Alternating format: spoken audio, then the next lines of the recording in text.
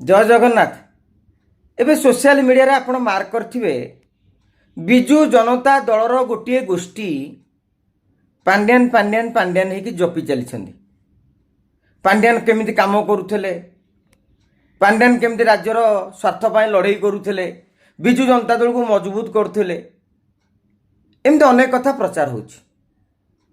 ठीक कथा, पांड्यान अवदान को भी अस्वीकार करा जीव नहीं, किंतु सांगठनिक दक्षता कथा जितेबाला आसूची सेतेबेले आमे कहबू नवीन बाबू पांड्यान को गंजाम एवं आउ किछि जिलार दायित्व दे दियंतु। 4-5टी जिला पंचायत निर्वाचन रे से 5टी जिले रे जदि बिजू जनता दल स्कोर कला, भारतीय जनता पार्टी को पछरे पकई देला, तापरे जाई ही तांकू बिजू जनता दलर दायित्व देबे कि नहीं नवीन विचार करंतु किंबा सेमानकर समर्थक माने चिंता करि परिबे। नेतांक भितर गोटे कंपिटिशन आरंभ हो जाऊ।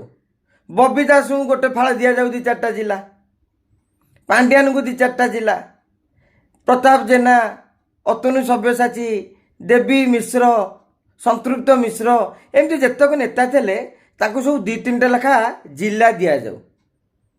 तापर जाई बिजू जनता दलर नेता कर्मी मैंने अनुभव करेंगे जे कहाँ हाथ में बिजू जनता दल भविष्य में सुरक्षित हो पार।